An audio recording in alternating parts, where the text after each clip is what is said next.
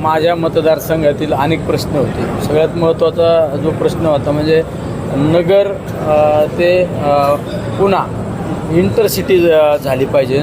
त्या इंटरसिटीचा फायदा निश्चित नगर आणि पुण्यातील जे व्यावसायिक लोक आहे, जे नोकरी निमित्ताने नगर किंवा पुणा या ठिकाणी नोकरी करतात, त्यांना त्या ठिकाणी त्याचा फायदा होईल.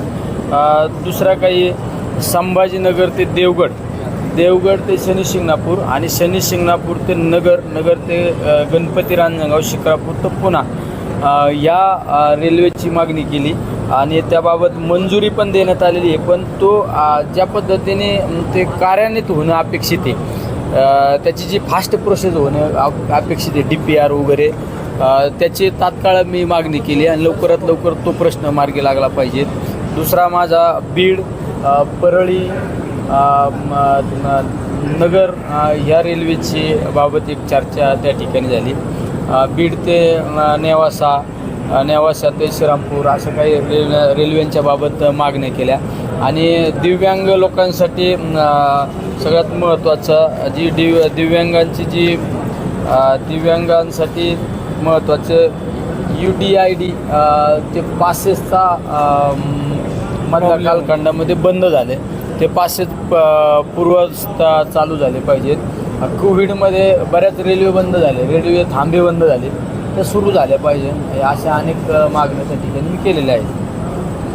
दुसरा प्रश्न आहे, काल अबोहरतीने एक निर्णय केलेला आहे, सध्या वारी सुरू आहे पंढरपूरकडे संतांच्या मार्गे चालले. त्याच्यामध्ये त्यांनी म्हटले की रस्त्यांवर ही सगळी गर्दी केली जाते. आम्ही जेव्हा नमाज पढतो त्यावेळेस आमच्यावरती ठिकाणी गर्दी वारी ही परंपरा आहे आणि त्या वारीवर बोलण्याचा कोणालाही अधिकार नाही. त्यामुळं असं कोणी जर वक्तव्य करत असेल तर त्या गोष्टीचा मी निषेध करतो. हे महाराष्ट्रातील हे आध्यात्मिक वारसा आहे. वारकरी संप्रदायांचा हा सण उत्सव असतो. त्यामध्ये असंख्य माझ्या महाराष्ट्रातील नव्हे, महाराष्ट्राच्या बाहेरील सुद्धा भोळे भाबडे शेतकरी बांधव माझे भाविक भक्त पंढरीच्या पांडुरंगाच्या भेटीला येत असतात.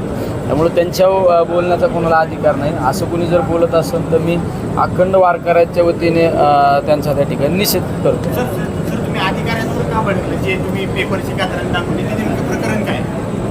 अधिकाऱ्याने काही गोष्टींचं काम करत असताना स्थानिक लोकप्रतिनिधीला विश्वासात घेणं अपेक्षित असतं.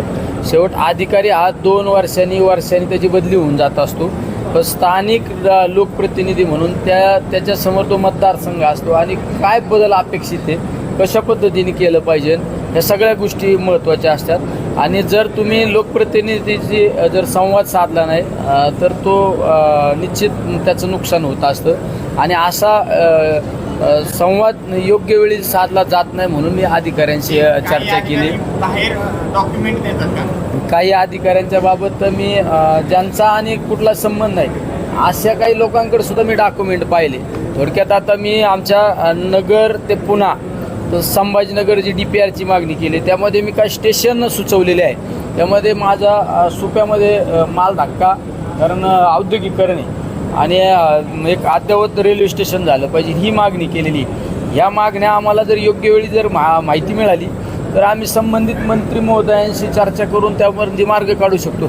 आम्ही बऱ्याच वेळा मंत्री महोदयांशी चर्चा करत असून वरिष्ठांशी चर्चा करतो आणि त्या योजनेला मंजुरी देत असतो. पण शेवट DPR बनवायचं काम खालच्या लेवलचं असतं आणि त्यांनी जर त्यावेळेस आमच्याशी संपर्क नाही साधला तर निश्चित त्याचा फायदा होण्यापेक्षा नुकसान होत असतं. त्यामुळं या गोष्टींची मागणी केली आणि ते वेळेत मिळत नाही म्हणून मी अधिकाऱ्यांना सुचवलं की तुम्ही केंद्राच्या निगडीत हे डिपार्टमेंट आहे, आमच्याशी निगडीत डिपार्टमेंट आहे, तुम्ही आमच्या त्या भागातील लोकप्रतिनिधीची योग्य वेळी सुसंवाद साधला पाहिजे, नाही तर आम्ही तुमच्या लेखी करू. हा सुद्धा त्यांना एक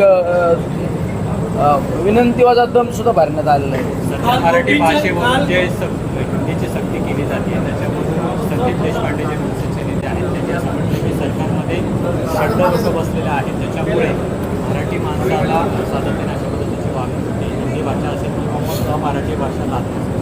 काय वाटतं? तुम्ही पाहिला असन मीटिंगमध्ये मी प्रश्न उपस्थित करताना मैं त्या मीटिंगमध्ये सांगितलं मैं हिंदी में भी बात कर सकता हूँ पर वो हमारे स्टेट में महाराष्ट्र में वो मीटिंग है इसलिए मैं मराठी में बात करूँगा.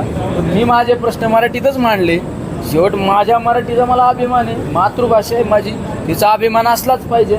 जर तुम्ही महाराष्ट्रात जर तुम्ही आपल्या मातृभाषेचा अभिमान ठेवू शकत नाही तर आपला काय अभिमान ठेवणार. शंड हा शब्द वापरणं संदीप देशपांडेंनी वापरलेला नाही, मला त्या गोष्टीची माहिती नाही. मी माहिती घेतो, संदीप देशपांडे साहेबांची माहिती घेतो आणि त्यावेळेस तुमच्यासमोर नाही, मी कोणाच्या टीका टिप्पणीला महत्त्व देत नाही. मी कामाला महत्त्व देणारा माणूस आहे. सर, शनी मंदिरातल्या ॲपचा पण घोटाळा आला होता. हा, शनी मंदिराच्या तिथल्या ॲपचा घोटाळा आला होता, मात्र त्यात ठोस कारवाई झालेली नाही. शनी मंदिराच्या ॲपच्या घोटाळ्याच्या बाबत मी काही त्या भागातील काही पत्रकार मंडळी असू किंवा त्या भागातील काही तज्ज्ञ लोकांना, सामाजिक काम करणाऱ्या लोकांना जी माहिती, ती माहिती मी संकलित करतोय आणि संकलित करून लवकरात लवकर त्याबाबत मी त्या संबंधित लोकांवर कठोरात कठोर कारवाई झाली पाहिजे, गुन्हा दाखल झाला पाहिजे, त्याबाबत मी मागणी करणार आहे आणि मी लक्ष पण घालणार आहोत. आणि सर, तिथल्या मुस्लिम कर्मचाऱ्यांना हटवण्यात आले, त्याच्यावरही बरेच प्रश्न उपस्थित केले जातात. मला शनी शिंगणापूरचा ॲप हा घोटाळा मला माझ्या कानावाल्याला आहे, त्यामुळे त्या ॲप घोटाळ्याच्या बाबत मी अधिकाधिक लक्ष घालणार आहे. बाकी गोष्टी मला माहीत नाही, मी माहिती पण घेत नाही.